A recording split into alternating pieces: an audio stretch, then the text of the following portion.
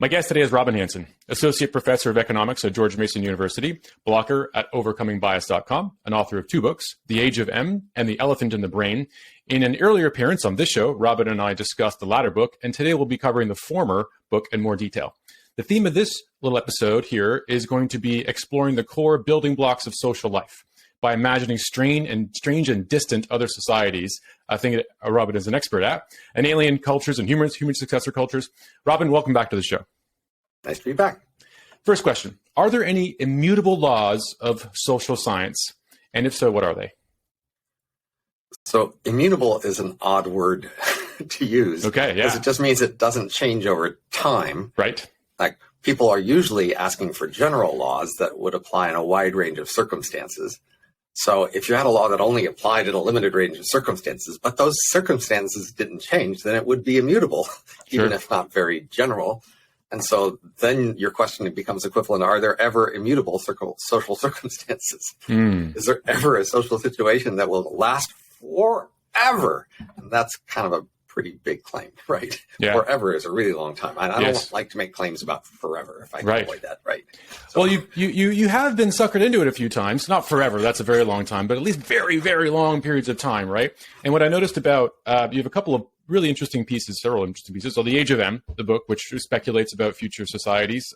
There's another paper you wrote, which was the hard scrapple frontier, right? Which is really interesting. And I think that one of the things that links these, another point is your paper on Grabby Aliens, although that's a little less explicitly focused on kind of speculating what the aliens are, just that they're there. The interesting, I think, theme that runs through that, I think, is your use explicitly in the hard scrapple aliens paper, but less explicitly in Age of M, of game theory. Right? And so game theory gives you things, a framework in which to establish immutable laws, at least over the course of the game that you're playing out, I would think, that lets you speculate about what might happen in the future. So maybe game theory gives us a way into this somehow, do you think? Well, game theory is more of a subset of competitive environments. So, we have a long history of billions of years up until this point in the world where various organisms were competing. And for the earliest, simplest organisms, they weren't very aware of the other ones, and they weren't very much responding to the other one's strategy. So game theory is about how agents would behave if they had something they wanted and they had expectations about the other agent's plans. Yep. And then you have a match between those. If you just don't have any expectations about the other agent, you can still have competition, and that still gives you predictions. So I would think the larger category is the robustness of competition. Okay. Game theory is a sort of thing that happens in competition for agents that have a certain level of capability. Right. The agent needs to be able to foresee the game, think about the consequences, know what they want, have some guesses about what the other agents plan to do, and then they can use game theory to figure out what best to do in a competition. But we can have competition without agents who are that good. Could we say then that competition, it maybe not the law is not the right word, I don't know if you can call it that, but a persistent feature of social life? Competition has been, so far, a pretty robust feature of life, not just social life. Yep. And it does seem likely to continue for a pretty long time. And there are interesting ways in which it might become limited or less. And I discuss some of that in my Grabby Aliens work. And we could go into that. But mostly, I think competition will remain strong. And that's one of the most robust things we can use to predict outcomes in strange worlds. I definitely want to get into the specifics on Grabby Aliens and in your treatment of competition in Age of M and in Hard Scrapple Frontier, because I think it's maybe slightly different in each of them.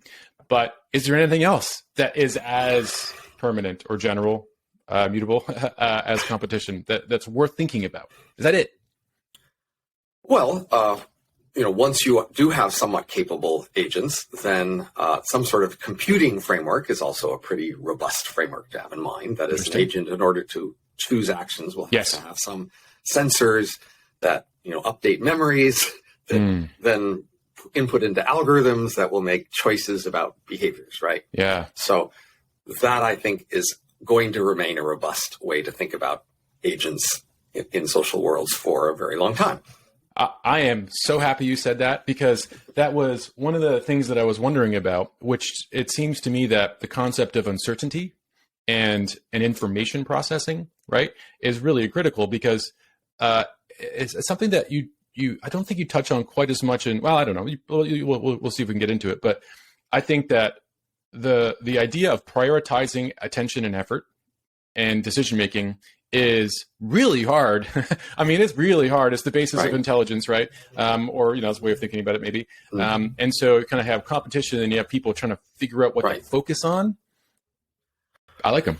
Right. So the general category of competition does sort of produce more and more specific things that I think will remain and last. But over time, they have been added to sort of the base thing of competition, right? So once you just had competition, and then you had organisms that did have inputs and memory and algorithms to make choices. And so that was added. And that pretty much now and forevermore, competitive organisms will want to have some of that, right? Mm-hmm.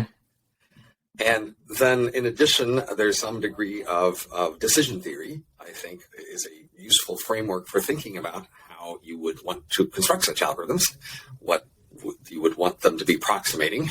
You'd want to have some idea of what you were trying to do and some uncertainty, and merge those into a plan of action.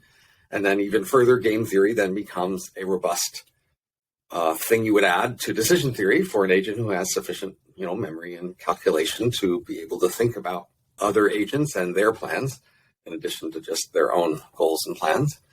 And even beyond that, the idea of coordination mechanisms becomes important, and coordination institutions. So once you have game theory, you realize there's many ways that we can fail to achieve our ends through a failure of coordination. And then we start to say, how can we coordinate? And that opens up the whole world of institutions and mechanisms by which we might together coordinate to achieve our ends. And that, starts to introduce the idea of organizations, governance, law, social life. Language, of course, is also another robust concept you have to add, which is once you have these internal processing and you have these other creatures around you that you need to coordinate with, you might use language to coordinate with them. Yes. And then you think about spaces of languages and how languages could evolve and continue. And so these are all, larger, more robust sets. So in some sense, the future will contain a lot of these things for a very long time, but they weren't always there in the past. And humans have, in fact, innovated some key additions to this library of things that all agents in the future will want to have. So one of the was a real interesting paper. I mean, reading that book, Age of M, for this paper reference, which I hadn't seen yet, was kind of worth all the time I've spent preparing for this, because I was looking for something like this, which was showing that groups make more rational decisions than individuals. And so I think that's a real deep, important thing. Because you could ask yourself, why do we have these groups? Why do we coordinate, right? And, I had Joe Henrik on this podcast a little while ago and learning about cultural evolution. And there's kind of a real deep, important kind of concept there of we use groups to protect ourselves and make better decisions and work together, right? Coordinate, which makes us more powerful and important. Now, that we are more rational was something that just delighted me. And now you're kind of coming on this concept, back to you made the point about decision theory. We are talking about social science here today. That's kind of the idea. And if the idea of coordinating into groups, right? The trick though with that, which you show in your other book, is that once we start people working together in groups, we get all kinds of nonsense. Right now, we get like these hidden motives. We have these complexities around how we communicate and how we coordinate. Is that necessary too? Well, that is the interesting question of when our descendants explore a larger space of possible minds, how different will those minds be than ours? So, in the last 100,000 years, humans have innovated and explored a lot of ways to help coordinate and manage minds like ours, but our minds themselves haven't changed at more fundamental levels. It's certainly possible that our descendants will change their minds at more fundamental levels. And then we start to think about, well, what will a universe of creatures like that be like? What sort of issues that we have won't they have, and vice versa? So that's one of the more difficult things when you try to think about the future, is to try to think about the space of minds, because the space of minds really is enormous. Yep. And just all minds don't have to be like ours. Yeah. But and that's kind of one of the things I want to get at here is just, if we can ground some of this analysis in the general concepts, I think general is better the word than mutable in this case, then do we wind up deriving some of this other, because here's kind of one, if we combine two thoughts here, one of them is group coordination, the other one is decisions under uncertainty, that we are rational in groups and not as individuals. I mean, I'm just wondering what degree that's necessary. Like, I see, if I think about a simple, so I've been from the insurance industry for a long time, right? And one of the things I've observed in insurance is that people, no matter how sophisticated their knowledge of insurance is, they make very similar kind of mistakes when thinking about insurance. And more or less, it boils down to cognitive bias. That to me, looking about availability bias is like, of course, across, like if we use machine learning terms, across the training set of my experiences, what are the things that I've learned are important, right? And those are the things I really understand, and those are the things I make decisions on. But I kind of know, I haven't read Kahneman necessarily, but I do buy into what he's saying. I don't really trust myself. And so I'm going to have to use the group to help me make these decisions. And so to me, like, the group is a pretty stable requirement for individuals to break through their own kind of little local space-time cone, right? Of information that they can process. And then I'm just sort of wondering how necessary all the other stuff that come in from groups really is. It seems like, I bet you it's underrated. Let's kind of think of it that way. I don't know. What do you think about that? I think if you just take the way we are and you look closely at how different groups of us are different, or how different ones of us are different, that's just not a very reliable guide to sort of the vast space of possible minds and what can happen when we get out there. Yep. So those are just two different conversations, I would think. Certainly we want to reflect and notice how we are in groups and how we relate to each other and all the local things. But if the conversation topic is where could we go in the long-term future, then you're not going to get very far there. That is, as you may know, there's a long history of people trying to prove impossibility theorems. And those things just not working out very well. You have to have really strong abstractions to be able to, say, prove things are impossible. And even in physics, we hardly have those. So I would more look for examples of, kinds of minds or cases which people have said challenge the unitary model. So the simplest thing is to say, well, what sort of mind features have people proposed that future minds could have that humans don't have, such that, that would change their world a lot. And of course, also just to look at worlds of minds like software today and ask, how are those worlds of minds different than human minds? And can we notice some big difference that we might think, yeah, that would generalize, that would be the sort of difference that could continue. That's, I would think, the most useful place to look for ways that might, help you see how very different things could be. Yeah, I think the idea of speculation is an imagination, or pretty important human characteristics, right? And so we can speculate and imagine, a fair bit. So I think one of the strongest intellectual tools is the ability to know when to go abstract and when to go concrete. Okay, right. To go back and forth between abstract and concrete. And so, whenever you're kind of running out of abstraction and not sure what to do with it, just go concrete. Right. And so that's what I'm suggesting here. Like, there are many concrete proposals for particular ways that future minds could be different. And, once you get into those, then you could abstract from them to other interesting generalizations about, the space of minds. But again, if you just look at an abstraction like groups and you go, I don't know what I can say about that exactly, then, go concrete. Yeah. I was actually my mind was going a little bit different direction. I was thinking, let's find some data on what we do know about the variety of the spaces that have been explored, and kind of thinking a bit about how much data we have, right? So, if you read Henrik, and he'll say that for the last 1,000 years or so, that's when cultural evolution has been really biting into overcoming kind of other, more called ecological distribution for human prosperity, right? So if you even take that 1,000-ish years of cultural evolution, how much of that space have we explored? I'm not sure of a way to quantify that. Presumably there is, but how much data do you think we have? I know you're comparing it to an infinite quantity, which is the amount of space you could possibly explore, right? But how much have we done? How much do we know about what we've done? How confident can we be? I don't know how I would estimate that. I do think, like, the Industrial Revolution is the main thing that happened in the last 1,000 years. Yeah. And the Industrial Revolution is this enormous change. and it would have been pretty hard to anticipate it, 1,000 years ago. And so that has to give you pause about how far you can see things in the future. And Sure. the main thing that happened in the Industrial Revolution was large organizations. And I would have to say we are still very early in the days of learning how to structure and run large organizations. We are still making very basic mistakes. We still have very simple organizations. And so that's clearly has a long way. We can still go with that. Yes. On the top of large organizations, it makes me think of the Grabby Aliens paper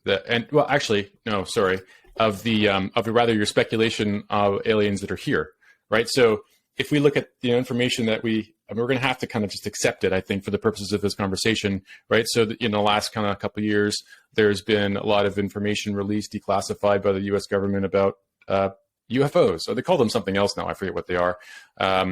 UAP, I think. UAP, right. And I have to say, Robin, one of the most exciting blog posts I've read in 5 or 6 years was when you started digging into that on a couple of pieces on overcoming bias. And I was just delighted to hear you apply a lot of your thinking to these. I'm wondering if you might just sort of talk about why you think the aliens are doing what they're doing here now. So for a lot of people, as soon as they heard you say UFO, they went, uh-oh, what am I watching? Like, who are these people? Like, I'm about to turn this off. Right. Yeah. So we need to address that right from the beginning here. Okay. Okay. We need to say that, I want to say that basically, when you think about UFOs, there's a bunch of different things you could think about. Well, like you could look up very particular videos or very particular recordings or testimony and ask in the detail about like who was looking what direction when and what sort of evidence do you have and what other glint of sunlight or cloud or whatever else could explain a very particular thing you saw. And that's not my area of expertise, and I'm not going to claim to know about that. I'll just say, look, on the surface, it looks striking and disconcerting enough that it's not crazy. Somebody should be looking into the stuff. Yeah. I'd say that one of the main reasons I ever hear people dismissing UFOs is a priori. They say, look, it's just crazy to imagine that this sort of thing would even happen. Therefore, this couldn't possibly be true. Like, it must be a mistake. So that's a judgment about the a priori plausibility of sort of the basic hypothesis that's being considered. And that I do have expertise on. That I can talk to. And so when you do any sort of Bayesian analysis about a hypothesis, with evidence, you both need a prior probability of the hypothesis and a likelihood. How likely would this evidence be if that were the true hypothesis? And again, for an awful lot of people, they are willing to grant the likelihood, but they just think the prior must be crazy low. Yeah, sure. So I can say, well, no. If I try to work out the prior, it's not crazy low. And so I might give, say, a prior of maybe 1 in 1,000, which, if you think about it, is plenty high enough to have a trial. So, for example, the typical prior of a murder trial would be 1 in 1,000,000, right? What's the chance that any one person murdered any one other person? Well, that's pretty damn low, right? Nevertheless, if you say, oh, but this guy did murder someone, we're willing to sit down and listen to your evidence, because that's a prior that, although low, is high enough that concrete evidence can overcome it. And so I'm going to say, well, the prior here is, only square root of that. So even much better. So you really need to look at the evidence here if you're going to make a judgment. So that's what I thought my contribution was to try to say what is a prior probability here. And so that comes down to making up a story that fits with other things we know that could account for the key puzzling features purported in this evidence. Yes. So the key puzzling features are, number one, that there would be, the hypothesis, aliens are here now, wandering around in the skies, and have been for a while. That's the hypothesis. Yeah, sure. And the two key striking features that are weird and in need of explanation are, one, we know that aliens would arrive, not very close in time with other civilizations. So they would be many millions of years older than us, almost surely. Yeah. So they would have appeared somewhere else at our level millions of years ago. And then they came here and they've been hanging out, but they didn't go everywhere else. That is, if they had been anywhere remotely near 1 million years ago, they could have filled the galaxy. They could have completely restructured it, made it completely different, very visible, very obvious that they had just made an enormous civilization over 1 million years. 1 million years, plenty of time to do that. Millions of years, plenty of time. So the first puzzle about them is they didn't do that. Yeah. And of course, one theory might be, well, they didn't expand. They didn't leave their home. They stayed alone, but then they're here. So why is it that they're here in addition to being home, but not everywhere else? That's one key puzzle to explain. And the other key puzzle to explain is, okay, they're here and they've got some reason to be here and they're interested in us, but they could have either just made their existence really obvious, show up on the White House lawn, as they say, right? That's completely what a civilization millions of years more advanced than ours could easily have done that. Yeah. On the one hand, or on the other hand, they could have easily been completely invisible. There's no reason why joyriding teenagers of their type would be, making visible things that happen to catch our eye, right?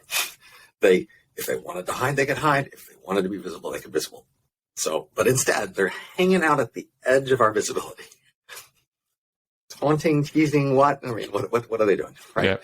Those are the two big things to explain. And those are things when people go, that doesn't make sense. Therefore, this hypothesis is crazy. And that's a little too fast, right? Right. We need to say, okay, what could explain these two hypotheses, right? So part of the first one is also like, well, if there was somebody closer enough to us in the last 1 million years to have been somewhere else, then if they were around at that rate, then the whole cosmos would be full of these things.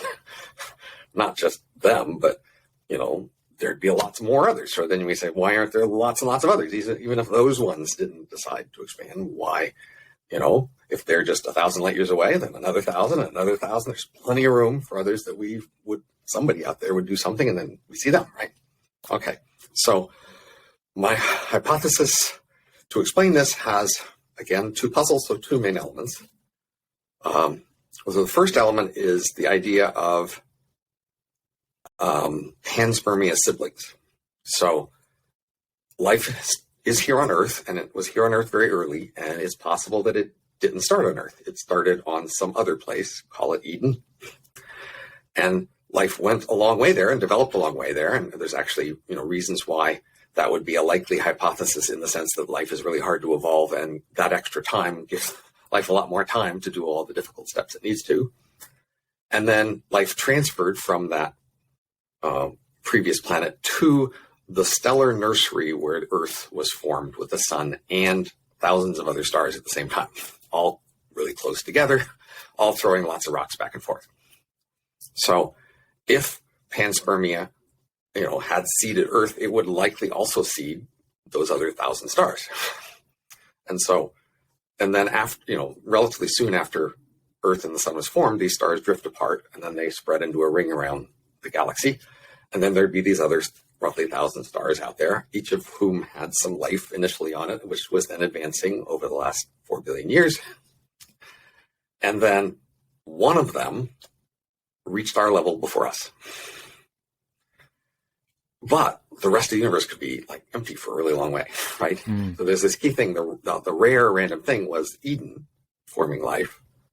And then the places that it seeded, they could more reliably reach our level at some point, but, we just might not be the first. And so this, advanced civilization that would have be our panspermia siblings, it would be relatively close. It would be in the same galaxy, a few thousand, light years away. And it would appear millions of years before us, and it would know about all its siblings. So that's the first assumption. And the second assumption is going to be, for some reason, it decided it didn't want to expand. It was going to stay home and not allow colonies. Right. And we can talk about all the reasons why that might be an attractive thing for them to do from their point of view. They banned basically local people to expand out and change the universe, which is why we don't see the universe around here all changed. They decided to ban that, to forbid it. But they knew, because of these siblings were out there, that they were advancing and that they could eventually reach an advanced level and then go expand themselves. And so this rule that we can't expand. If you want to enforce it on the longer term, you have to go out to these siblings and enforce the rule on them. And so the hypothesis is that's why they're here, but not everywhere else. They had to make an exception for their, hey, everybody stay here rule in order to allow somebody, some, colony, some expedition to come here to enforce that rule on us. So that then explains why they're here now and not everywhere else, and why the universe isn't full of other things like them. But we still need to explain but why are they hanging out at the edge of our vision? Always at the edge of the vision. There's an XKCD, as our technology improves, right, they got to exactly. back up another. Yeah. Well, so the hypothesis is they're here to convince us not to expand. Now, one way to do that would have just been to kill us. So obviously they didn't choose that for some reason, right? So they have some degree of sympathy or sibling attachment to us, and they didn't want to just kill us. But they do want us to follow their rule. So most, on Earth, most social species have status hierarchies. It's a very robust feature of social species. And in status hierarchies, you defer to higher status animals. Yeah, that is, you follow their example and you do what they say and try not to pick fights with higher status animals. That's what a status hierarchy looks like. Yep. And so they had that too, and they could predict that we would have it. And so they said, our strategy will be to come here and be the highest status animal in our tribe. They're going to come here and just impress the heck out of us and not threaten us, right? So they have to be here, look like they're locals, and be really impressive. And it's, eventually when we're convinced enough that they are here and they're really impressive, then we can figure out why they're here. We're smart enough to do that. And we might follow their lead. Now, to make this work, all they have to do is hang around at the edge of our vision, being really impressive, right? And just being around and not threatening. But they also need to not say too much. Look, we sometimes get the EBGBs about other humans and the weird things they do, and that's all evil. Right. And they're pretty close to us. So these are aliens, really. Alien. So if we knew their history and all their inclinations, we would find out something we hated. And that would be the end of this emulating stuff. They would be the enemy, and we would be, terrified and fight them. So they don't want that outcome. So they have to impress us, but not let us know very much about them. They have to just be at the edge of our vision there, but, they're not going to come and give us their history. They're not going to show us, their appendages, how they have sex, whether they eat babies. They're just not going to do any of that. Not for a very long time, at least, until they could be more sure that we would, not take it bad. And so now this scenario has a number of pieces, and I did design these pieces to, fit the evidence. And that's, some degree of, looking for the theory that would fit. And that means it's not a prior of, 50%, where I'm saying 1 in 1,000, which is, therefore, a priori unlikely, all else equal, but then you have this evidence, right? So now you have to fold in the evidence with this prior, like in a murder trial, and decide how strong is the evidence to convince. And I don't know the answer to that. Not my job. Right. So what has intrigued me about that whole theory, I guess, right? So the story is that it really is very different from the stories you put together both in Hardscrabble Frontier and in the Age of M, in a kind of one particular way, which in both of those, and we can maybe focus on Age of M here, more explicit, is that life, or you call the emulations life as well. We'll have to describe what those are in a sec, of course. Really pushes hard to fill every niche that it can go. And right, the expansion is like relentless and inexorable and forceful and aggressive. Right. So my usual first tool of analysis is going to be competition and selection. Yes. And in addition, there's this key powerful principle that to predict what rich creatures do, you need to know what they want. Okay. But to predict what poor creatures do, you just need to know what they need to do to survive. Preferences matter less for predicting poor creatures' behavior. Interesting. Okay. And so in the Age of M and in the Hardscrabble Frontier, we're having poor agents and we can go into the reasons why, agents who are near the edge of survival, and therefore it doesn't really that much matter what they want. What matters is what it takes to survive. Yep. And that's why I can say so much about them, and even in some sense be able to say less about what our world will be in 50 years from now, because our world in 50 years from now will still probably be pretty rich. And therefore, to predict what we will do, you need to know how our wants will change. What will we want in 50 years? And that's actually not that easy to do. Yeah. So if I'm postulating the agents, these aliens, I'm postulating that they are preventing competition in a certain key way.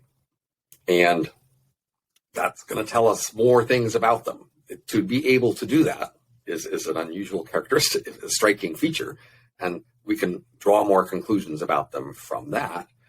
And I think that inspired me to think about that being an issue for our future, that we might also go down a path like that. And so let's talk about what I want to get into, kind of why you think we'll be in a subsistence level, right? We'll be very poor in the future. So maybe, if you don't mind, tell us why that is. Maybe describe what an emulation is. I might give a couple minutes on that or so. So there were these two scenarios. So we've been saying we haven't explained. So actually, the hard scrapple frontier scenario is just easy to explain as imagine an expanding wave of colonists moving away from Earth as fast as they can. Then at the frontier of that wave, there's a selection effect that the behavior at the frontier is just the behavior of whatever it takes to get to the frontier. Yep. Very simple. And if you have some other behavior, then you could enjoy your life and do other things. You just won't be at the frontier. Yeah. And so that's the competition that sets the behavior at the frontier, is the fact that you are only there if you are doing the most competitive thing to get there. It's a race. Yeah. It's not an average. It's not a comment about the average citizen of that society. It's about the margin of the edge. Yeah. Right. So if we have an automobile race, right, you can say a lot of things about the losers in the race, that they could be all sorts of things, but the winners kind of have to be really fast, do whatever it takes to be at the front of the race. Yeah, right. And so that's why competition is such a powerful analysis tool in the hard scrapple frontier scenario. Okay. Now, Age of M is a different scenario. So the Age of M is a scenario that stays on Earth. It happens within roughly a century or so. And it's a scenario where brain emulations become possible. So a brain emulation is you take a brain like mine or yours, you scan it in fine spatial and chemical detail to see which kinds of cells are where connected to what. And then you have computer models of how each kind of cell works in terms of taking signals in, changing state, signals out. And with enough computer models of all the different types of cells, a good enough scan of where all the cells are in the brain and connected to what, you could make a computer model of the whole brain. And if you have good enough scan, good enough models, that model that you've made will have the same input-output behavior as the original brain. You can hook it up with artificial eyes, ears, hands, mouth, and then you could talk to it. It would talk back. You could ask it to do things. It might do things just like the original would in the same situations. And if we can make such a thing, which we can't now and probably can't for a long time, it would wholesale substitute for humans in the labor market. That is, you as an employer might rather hire one of these because they're cheaper and flexible and have many other advantages. Okay, so this is the scenario by which we create brain emulations. And once we can create them, we can make a lot of them fast. So it takes a while to scan any one person mainly, but we can make billions of copies of any one scan. So the rate at which we could make these brain emulations would just be limited by the rate at which we could crank out computers in factories that make computers, especially when these emulations are helping to run the factories, making new ones, redesigning them. That's what sets the rate at which they could make more emulations.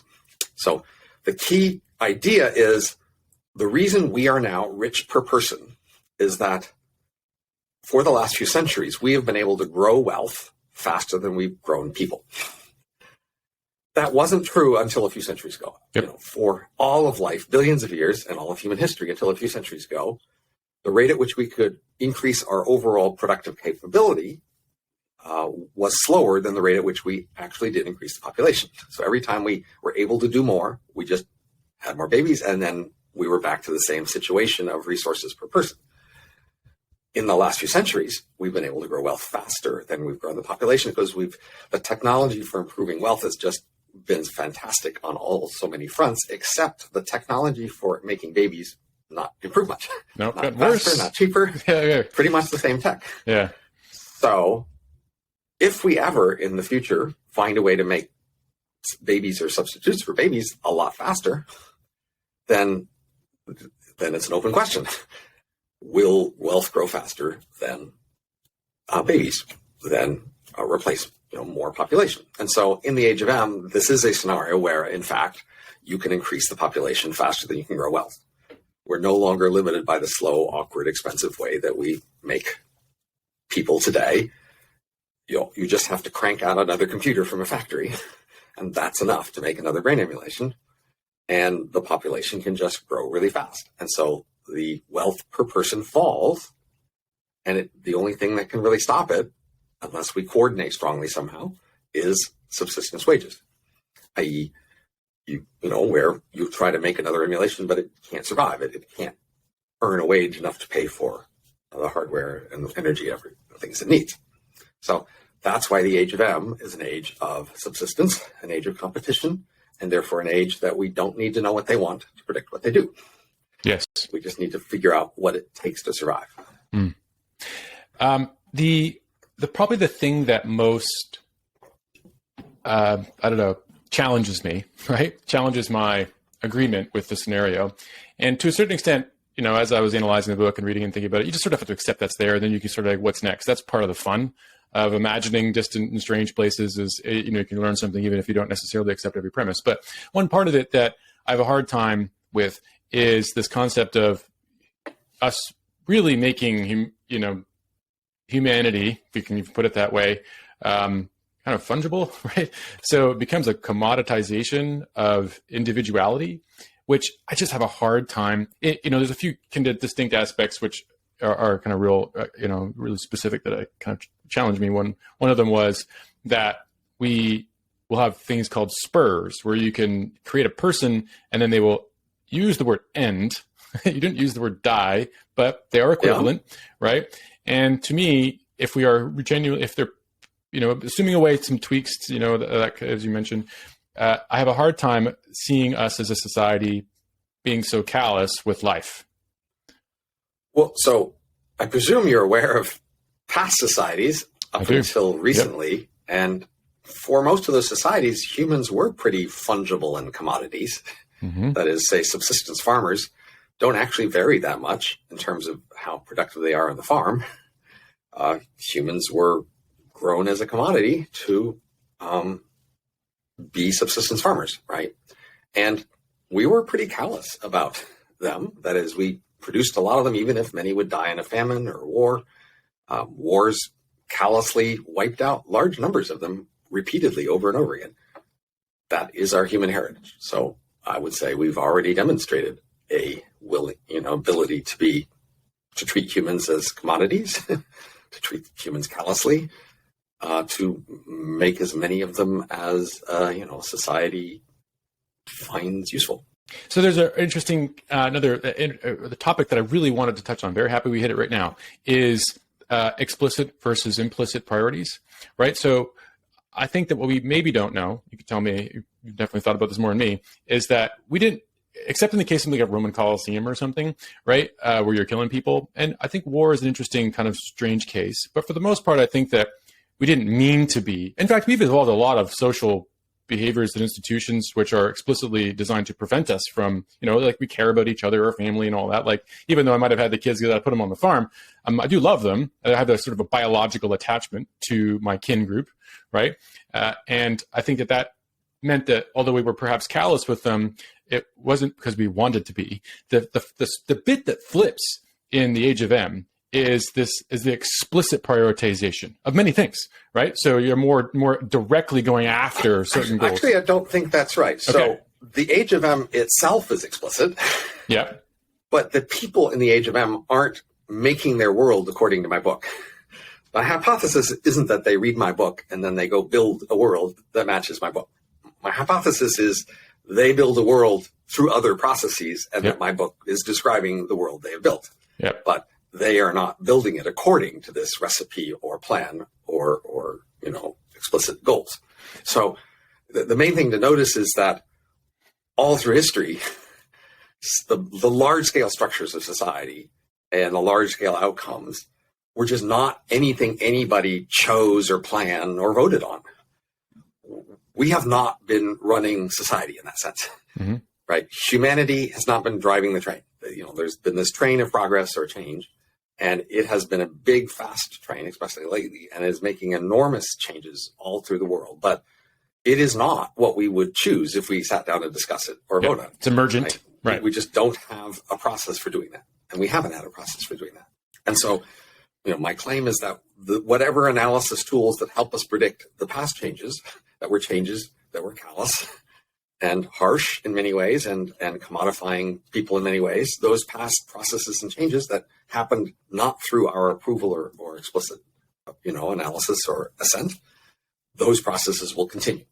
And therefore, I can continue to use that same analysis tool to predict what will happen, because I also predict that we will continue to not choose, that we will continue to have a world that's the result of many local actions being taken for local reasons, as they usually were. So, but that's a way to challenge my hypothesis, is to say, no, we will, between now and then, acquire an ability to foresee the consequences of such changes and to talk together and vote together on, do we want it? And we will have the ability to implement such choices. And that will be a change in the future that may prevent the age of M. So totally with you on that. I think that the one kind of concept of rendering a goal explicit. So expansion is kind of to a degree, an emergent result of culture, right? So, cultures, they do tend to, or they often have a desire to expand, but I don't think that's kind of top of mind necessarily all the time. Or rather, when one culture will go to war and, destroy another culture or assimilate it, that's kind of more explicit. But the idea of cultural evolution doesn't require people to go to war and kill each other. You can steal ideas and adopt them, and that still counts as cultural evolution, because now the idea is spread. It's the idea and the practices, the features that you're measuring across different cultures, the thing that matters. So my point there is that you can have an implicit goal of expansion and still expand. The thing that's interesting about Age of M is that you are deliberately making humans, so many humans, that you're making a subsistence economy, right? So you make the point. Well, no one person is making so many of them. Well, you still have to. So the first person makes some, yes, and they make them for some reasons, and then the second person makes the second one, and then the 100th person makes the 100th of them, right? But nobody at any point is choosing there to be a billion of them, right? Well, so the thing that coming into my head here is there's a point in the book at which I think it's in this book, where you say, if we would just explicitly pursue our goals of expansion, we'd be a lot better at it. Right? Where, right now we have this implicit, emergent force of expansion, but, if we just sort of had it in our head, what we need a couple billion people, and, we're going to try and convince people to do things. I don't actually remember saying that in the book, but I have said it in blog posts recently. Okay. Maybe that's where I got it. Yeah. Okay. That is, humans are creatures who follow a lot of impulses and inclinations that we are not very aware of their source or their meaning. And that's the kind of creatures we are. Yep. We have high-level thoughts and abstractions and plans, but those are a response to lots of lower-level, more opaque inclinations and desires and pushes. And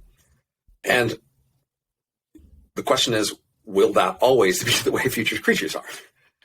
It would seem that if you could create a creature who had the basic goal, I want to have many descendants. Yes. And I'm going to think about that consciously and plan that out. And that's what I want. And that's what my plans will be targeted for. That agent would seem to win the competition to have more descendants than somebody who's following a set of ancient inclinations and pushes that matched once to an ancient world, but don't match the modern world very well anymore and don't adapt very well when things change. It just seems like that loses compared to having it as an explicit goal. So if evolution continues and selection continues among various goals that creatures could have, it would look like that wins. And in fact, somebody who wants to make creatures who do win, they may just jump there and make that on purpose. Say, let's just make an agent who's like that, because we know that wins anyway. Yeah. So that seems, but that's a longer run than the Age of M. So Age of M isn't an era necessarily where that happens during the Age of M. So just to be clear, by the way, Age of M probably only lasts a year or two. Yeah, I know. I want to get to and that. Something else happens. And so a lot would happen in that age, as much would happen in that year or two as it happens during the entire many centuries of the industrial era or the 10,000 years of the farming era or before. So a lot happens in that year or two, but still, it's not the whole future. It's just an important year or two. And after that, change is probably even faster. Yeah. Okay. I mean, I was going to hopefully wait on that, but I can't now because I feel like people would be like, what? So, I mean, I suspect that I don't know, I'm not sure I remember if you explicitly put an explanation in for why that era is so short, but the dawn of the next era will come in and you make, I forget, I don't know how you want to take this. So is it brain emulation speed? Is it sort of this trend of doubling every kind of like new generation of growth? So my key argument is to say, we have seen a sequence of eras in the past, and although they have encompassed very different time durations, they have encompassed similar number of doublings. So the industrial era, the number of doublings of the economy is similar to the number of doublers of the economy during the farming era, similar to the number of doubling of economies in the forager era before humans arose, which is even actually somewhat similar to the number of doublings of brain sizes in the previous 500 million years. That's amazing. I mean, because you chart the path within so an order of magnitude, and so that's all I need to say. Well, if the next era went through that many doublings, it would only take a year or two. Therefore, that's as far as I'm willing to project it out. Could turn out that that next era lasts for far more doublings than previous eras did, but I don't need to make that claim, and so it seems like the safe, cautious thing to say is, I'm going to predict it roughly that far and not further. Now, I do have some other thoughts I've had since writing the Age of M book about what will happen after that. I did try to do some more careful analysis there we could discuss, but that is, somewhat of a separate topic. I'm interested in that. On the Age of Endpoint, though, because one of the really maybe the most interesting and kind of like, I don't know, chewable insights in this concept of an emulation is brain speed and the effect that brain speed has on, you talk about objective time and subjective time. And one of the things that, and you'll talk about that in a second, one of the things that, well, if you're going twice as fast, your subjective time of a year actually is 6 months because of objective time, because your brain's going twice as fast. Now, what I wondered about though was like, if you were able to do some kind of like integral of like, a subjective time annual growth rate, would that be different? Like, is you kind of just cheating by speeding up time, and so you're packing more growth into a smaller space? In Age of M, I often do multiple methods of analysis, and when they lead to similar conclusions, I feel more confident in those conclusions. So, in fact, I have two different methods of analysis that lead to a similar conclusion here. One method of analysis says that today, with factories that we have today, the value of the factory typically equals the value of the product that goes through the factory within a few months. Yep. So if factories could make everything in a factory, then the economy could double every few months. That's direct implication of the way factories work today. That is nothing regarding emulations, except for the idea that the reason we don't double the economy every few months is that one of the crucial things in a factory is a human, and we can't make those in factories. And that's why the economy grows by doubling roughly every 15 years, because humans just don't grow that fast. But in the Age of M, if you can make a substitute for human in a factory, that's all you need to draw the conclusion that the economy could double in a few months or less on that scale. So that's one line of argument that gives you a doubling time for the economy here, which then gives you the prediction that, given how many doubles there would be, that the Age of M would only last a few years at most. A whole separate line of analysis says that brain emulations can run at different speeds, and that I can actually estimate what speed they would typically run at from a trade-off of two considerations. Now, first of all, there's the possibility of speed. So I think we can safely say they could go up to 1 million times faster than human speed, or down to 1 billion times slower than human speed. So just from computer technology and the fact that the brain is a very parallel process with a lot of memory, we can make that range. And within that range, the cost would be linear. That is, the cost per subjective minute would be about the same. And so you would choose the in terms of energy, which you would pay for, right? Well, energy and the hardware and everything else. Right. then therefore you would choose the speed based on other considerations than the cost per subjective minute. And there's two basic considerations. One is that when an economy doubles, say, every few months, if your career length lasts longer than the doubling time of the economy, that means you basically have to retrain your career several times during the career, which is expensive. So it makes more sense to fit a career into a duration that's the duration of the doubling time of the economy. And so that is roughly, if it doubles every few months and you subjectively have a career of a century, then that's roughly a factor of 1,000. So that says you don't want to go any slower than a factor of 1,000, but you might want to go much faster, because if the economy doubles every few months, then you'd have to keep retraining during your career. That's awkward and difficult. The other consideration is that M's can have much bigger, denser cities because they don't have to do as much commuting. They can commute via just sending the bits that represent the room they're in and what they're saying, and they don't have to send their entire mind. So within a city, they can move around and meet a lot without actually moving their brains. But that suffers a delay of the time it takes to send a light signal from one side of the city to the other. So with familiar sized cities, that delay starts to become serious when you're getting faster than 1,000 times human speed. Right. So if you go much faster than 1,000 times human speed, you will notice awkward, difficult delays when you try to talk with other people in the same city. And the M economy, because it can have easier, bigger cities, then most of the world economy would be collected into a small number of dense cities. And so talking across the city would be, a big part of talking about the whole world from your point of view. So that says this trade-off picks about 1,000 times human speed as a typical duration. Then if you ask, okay, if you're running 1,000 times human speed, then in, say, 3 years, you've run 3,000 human subjective years, how far are you willing to predict a future civilization? Are you willing to predict it more than a few thousand subjective years? And I go, it's getting a little iffy there. Mm. And that's another reason you might think, I'm going to stop my prediction after that. I'm not going to go farther than that. What I just can't help but ask, I've maybe have missed this body of work on what you're speculating beyond the age of M. Maybe you want to touch on that for a sec. What have you come up with there? So the key point is, maybe thought. So we have artificial minds and brains in other forms, right? We've got deep learning, we've got software, but at the moment, that other stuff isn't remotely as valuable as human minds. They just can't compete. Yep. Slowly over time, they're getting better. Slowly over time, they can do more tasks.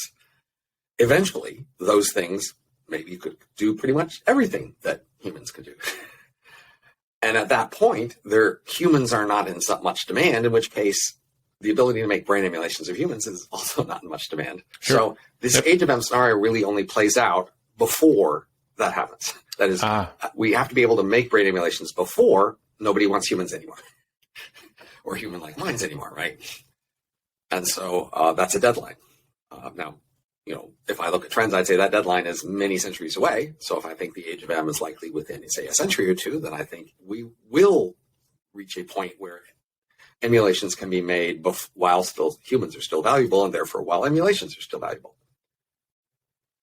And of course, there's actually a bit of overlap in the sense that emulations are cheaper than humans, so emulations are valuable even when humans aren't. Sure. But still, there's a deadline out there. And so a plausible end of the age of M from a third different stream of analysis is to say, okay, the M's take over this process of writing software, deep learning, etc. That process still continues even in the age of M.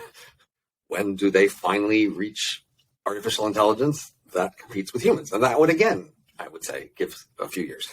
Yeah. So again, 3 methods of analysis giving roughly the same estimate there. Right, because the M's will figure out artificial general intelligence or whatever gradient to that. But now, when we do have artificial general intelligence, we will have 2 kinds of minds available to us to do any given task, right? We'll have human brain emulations, and we will have these other artificial general intelligence. Both of those types of minds will now be on more of an equal footing in terms of hardware. So today, computers get this artificial hardware, which like can go into space and has many advantages. And we're with this hardware, which has its own advantages and also disadvantages. But once we are brain emulations, then we both get to use the same kind of computer chips. And we both have the ability to use the same energy sources and to live in the same environments. And we will both be improving. That is, people would be changing and improving both kinds of software. So then the question is, we have two classes of technology. Which wins where? That is, so today, for example, you might have an internal combustion engine versus a nuclear engine. Those are two kinds of engines, and some of them win in some places and others win in other places, right? And so you want to think about the differing characteristics of two kinds of technologies when you want to ask which wins where. Now, sometimes one kind of technology just beats all the other and it's done, right? And then, it just wins. And many people have said that about artificial general intelligence. They are just convinced that once we have it and it's good enough, it will just win out over humans. And why do they say that? They say, well, look at humans. They have those biases. And you go, like, the other's not going to have biases? Come on. Or they say, look, humans are, stuck in the past, right?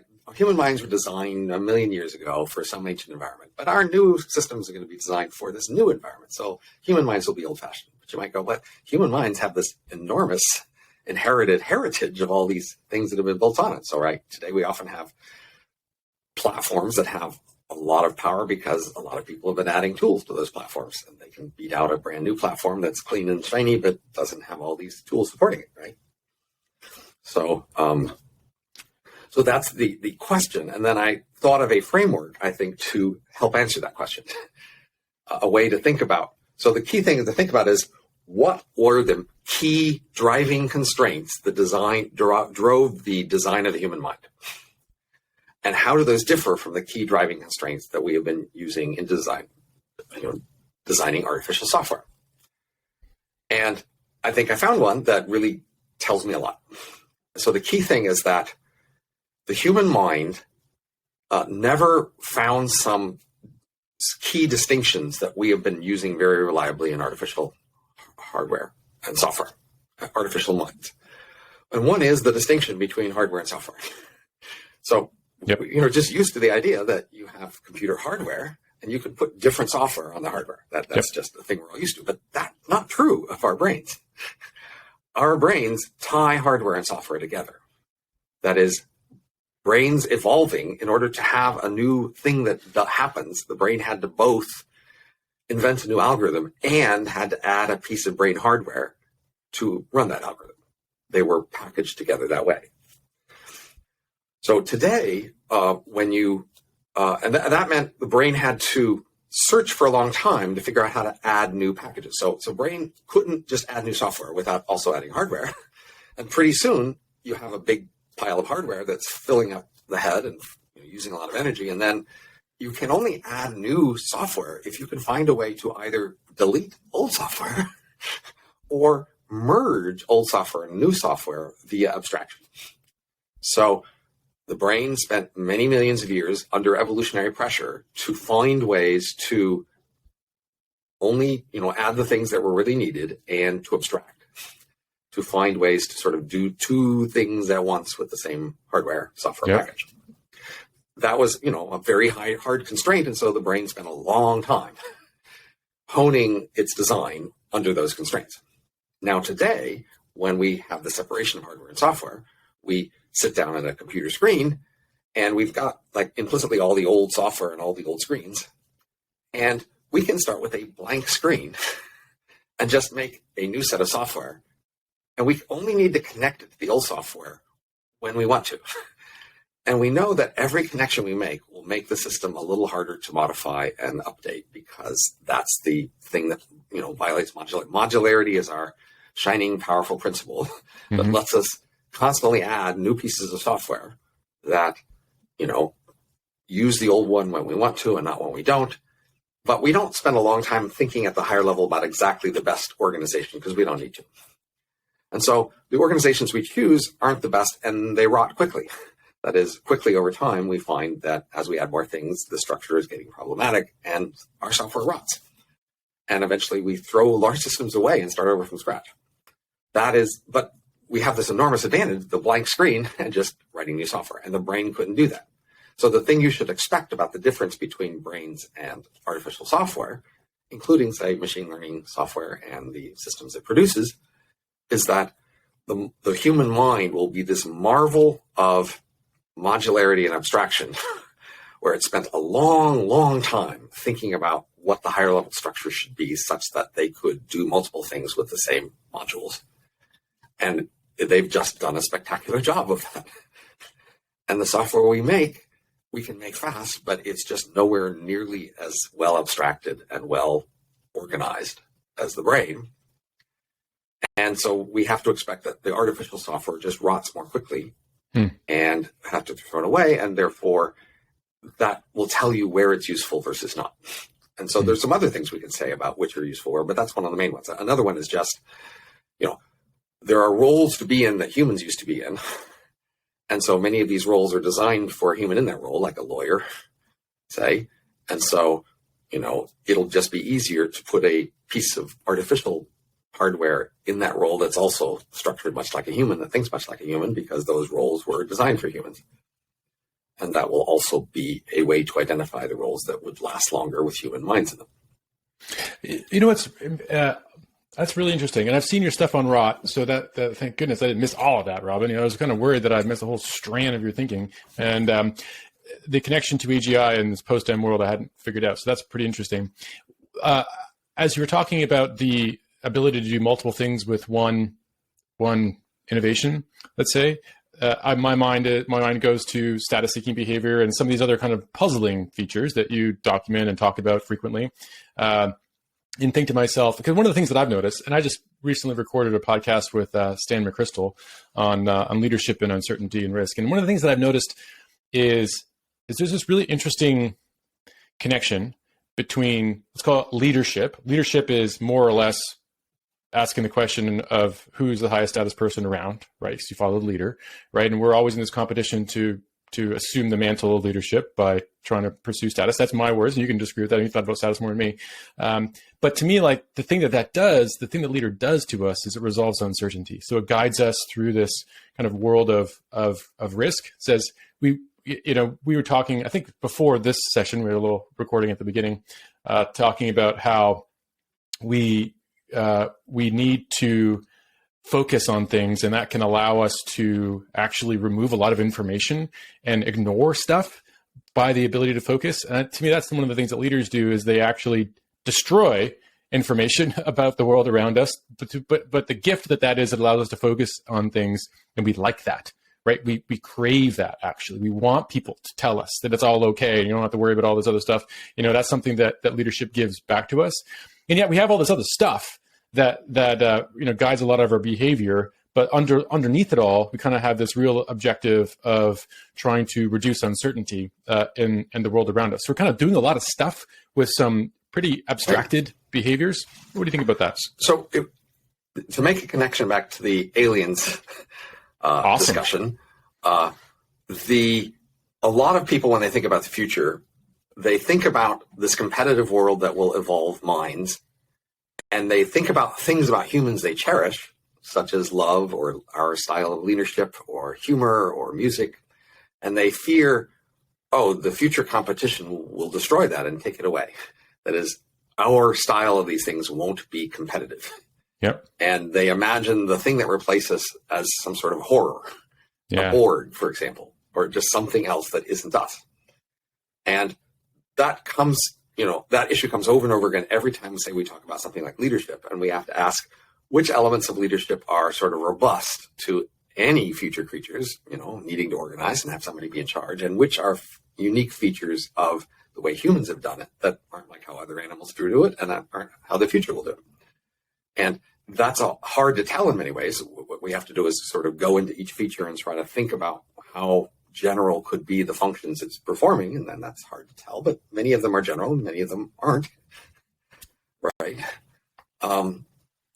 But we still have to think about that there, but that sort of raises this scenario of what if we could anticipate the changes that were coming and see how much our descendants would change, and then what if we blenched at that and said, no, what if we could coordinate to stop it? Would we? And that's sort of the scenario by which you might imagine the distant aliens chose not to allow expansion. Yes. They chose to lock down and prevent competition because they feared changing themselves that much. Yep. And so you can start to sympathize more. The key point is, in a, say, planet-wide civilization or even a solar system-wide civilization, a central government can actually function to prevent a lot of big kinds of competition. That's a feasible thing on a planet or a solar system. But once you allow interstellar colonization, it just looks a lot less feasible. So that's a line you might draw and saying, if we let colonists go out willy-nilly and keep going, they will become strange to us, repellent to us. We don't want that. We would even be forced ourselves to become that in competition with them. We don't want that, and we will stop. Because we'll lose connect. I mean, there'll be these little Galapagos Island kind of places, right, where they have, because the limit to coordination is the speed of light, sort of, right? I mean, it's the amount of time, right? So I think you say far distant talk is harder than, it's more expensive than near talk. Somebody's going to go to 3 or 4 solar systems away. With my kids, I'm reading Hail Mary, the book, right? Brilliant. And they're too far away for us to talk to each other. And so if you had a civilization out there, you're going to lose touch, and they're going to, if only because they're evolving further and culturally or whatever they are, they're going to become weird. Strange. Right. And so you can sympathize with people who would say, we can't let that happen. So even if you had asked our distant ancestors, if you could have described us to our ancestors from 300 years or 3,000 or 30,000 years ago, if you could have really described us in great detail, a great many of them just would have been horrified and said, no, could I do something to prevent that? Yes, I will push that button. I will do what it takes to stop that from happening, because they would not have approved. But we may now have enough foresight and enough coordination to stop such things. And we may choose to do that. And and that's a concern I have, because there's this, if we would allow ourselves to change, there's this enormous potential we have. And by enormous, I mean, like, we could fill, a billion light years for a billion years of stuff, active, complicated, passionate, lively descendants. That's a thing we could do. Or we could say, no, they would be too weird. Yes. And the trade we make, and maybe your superpower, Robin, is that you're a little more comfortable with weird than other folks. That's possible. For some goal, which, when I was describing this, your work last night to my wife, right? She's not familiar, and she's very different interests than I do, let me say. And she said, I don't want to hear it. I was like, what do you mean? She said, this feels to me like a story that you're going to tell, we tell ourselves to throw our failings in our face. Right. So it's like a dark science fiction kind of like morality play, which is like, this is, holding up a mirror to you and saying, you're actually awful. All you care about is expansion and, rapacious hard scrabble kind of stuff. Yeah. And that horrified her, and like, relatively speaking. Right. And what's interesting about, many things interesting about that, I think, but one of them is we kind of don't like the idea of expansion. I think culturally we resist it. Let's think, just generalizing a little bit, like we resist the grasping for power and influence, right? And that's kind of one of the things that I was pondering about the concept we didn't used to. So that's something that's changed in us in only the last few centuries. Why would you say we didn't used to? Well, because in the past they did an awful lot of pretty conscious grasping and expansion. Well, some subset of people did, right? Yes. And most of the others were on board. Well, they were forced along, right? And maybe, coming back to this point you're making. Other people coming and expanding into you is a lot less popular than you expanding out into others, right? Well, leaders like, we have the Baron or whatever who's going to try and conquer territories, right? You have a small number of individuals that are outsized prominence in our historical record, right? And the thing that maybe a achievement of our society is we've shut that down, right? We said, you know what? We don't like that anymore. Well, I'm trying to be more neutral about what's an achievement versus not. And just say, look, through human history, up until a few hundred years ago, almost all civilizations were, and almost all people in them were pretty fine with us going out there. And in fact, migration and conquering was a major force in human evolution and human behavior and history for a very long time until very recently. I mean, in most societies, the idea that some of us will just go out there was just a standard thing. It wasn't a strange hypothesis. It was to be expected that some of us would try to do that. In fact, that was often a way to sort of divert internal conflict. Take a bunch of people who would otherwise stay around and cause trouble, point them in a direction, say, we'll help you go out there and start a new place. And that was just a thing that humans have done for many, many thousands of years. It wasn't at all strange. It wasn't at all horrifying. It could be scary, of course, if you thought about the risk of failure, but it was celebrated in many ways. And so it's a remarkable change if we feel otherwise now. Yeah, I would say that if I were to, I kind of have, I don't know, I suppose this is like a point of discussion, right? So does that trend continue of us, or does it reverse, right? You're kind of telling a story about what might happen if it reverses. And my feeling is if we were to pick something to become more explicitly focused on even more, it's actually preventing some of that behavior. It's actually, the continued pacification of humanity seems to be fairly concentrated. A very basic question here is how to explain the major changes in values and attitudes over the last few centuries. Sure. Yeah. Right. Yeah. It's central to the story here, right? We're trying to predict how our values will continue to change. And we've seen this enormous change in values and attitudes in centuries. And it's not obvious why there should be such changes in values and attitudes. Like humans had pretty stable attitudes and values for a really long time. Why would they change? So my story there is the story I tell at the beginning of Age of M about the major past eras and how the farming era, which started, say, 10 or 15,000 years ago, roughly, was a wrenching transition from the prior foraging era. So foragers live in small groups of roughly 30 people. They only ever meet 150 people in their life, maybe. They are very egalitarian. They have a lot of leisure time. They share. They don't allow anyone to dominate their group. They're relatively promiscuous. And they do what feels right much more often than farmers did, in the sense that they don't need to resist their inclinations. They can go along with them because their inclinations were evolved for the world they're in. Farming became possible, and only was possible because humans have enormous cultural plasticity. As Henrik would tell you, we are capable of becoming different things by different culture. It's incredible. But that's only if culture changes to push a different thing. So cultural evolution explored the space of different possible cultures and found cultures that were congenial to farming. And then those cultures won. But those cultures pushed a pretty different set of attitudes and values than foragers had. And which were pretty, horrifying to foragers, actually.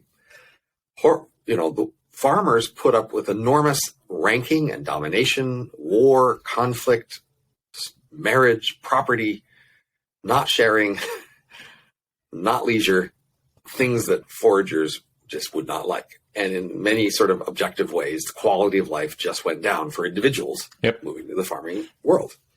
But the farming values and attitudes were more conducive toward the farming world. For the war, the property, the hard work, the less variety of travel and less variety of food, the new social rankings, the new attitudes were more conducive and supportive of the new farming behaviors, which is why they won. So that was this enormous wrenching transition. And then in the last few centuries, we found a way to grow wealth faster than population. And the key idea is the social pressures that turned foragers and farmers were quite often mediated by poverty. So if you were a poor farming young woman tempted to have a child out of wedlock, which is a very tempting thing for a forager thing to naturally do, you would be told quite credibly that if you did that, you and your child might starve. And you would see concrete examples of that could be pointed to. It was a credible, real threat, and the sort of threat that kept people following the farmer norms. As we got rich, those threats became less believable and less compelling. You tell a young woman today that if she has a child out of wedlock, she may suffer what exactly? Whatever she may suffer isn't remotely as threatening as what would have been threatening 1,000 years ago. And she may well go with what her feelings tell her, what feels natural to her, what would feel natural to a forager. So the cultural pressures that turn foragers into farmers are just not so compelling on us. And that's why over the last few centuries, we have been drifting back toward forager attitudes and values outside work. Because work is the goose that lays the golden egg. We have all of these freedom to change our attitudes and values because we are so productive at work. So we need whatever attitudes it takes to remain productive at work, which are kind of hyper farmer attitudes. And so we're sort of more schizophrenic. At work, we put up with more ranking and domination than farmers would put up with, honestly. Most of the people in the farm, they wouldn't put up with it, and we do. But once we leave work, we have had trends toward increasing leisure, art, less inequality, overt inequality, less ranking, less domination, less war, less slavery, less religion.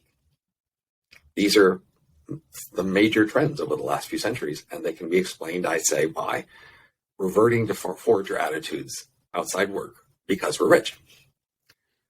And so if that's the explanation, then we can predict that as we continue to get rich, this will continue to be the trend.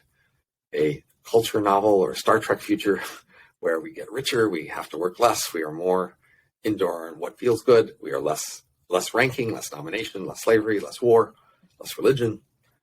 Those trends should continue as wealth continues. And right, so even less fertility. Less fertility is also part of the package of prediction of this model. It explains the demographic transition, the great reduction in fertility to some degree. The end will eventually must come, right? Must eventually come, which is we will asymptotically go to zero growth, right? Yeah, on a per capita basis, and so like it seems to me that you call it a dream time. Maybe it'll last a long time, but it can't last forever. Per capita growth doesn't have to end if we keep shrinking the population. Okay. Well, until extinction, we right. can keep increasing per capita wealth and decreasing the population until we reach extinction. Sure, that's one end. That's a possibility.